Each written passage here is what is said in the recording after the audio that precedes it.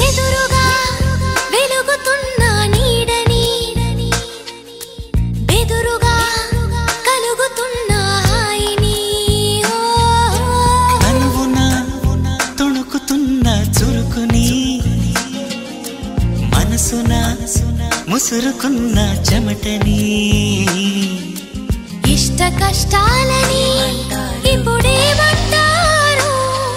ఈ మోహమాటాలని మరి ఏమంటారు స్వల్ప భారాలని ఇప్పుడేమంటారు సమీప దూరాలని అసలేమంటారు జారే నింగిని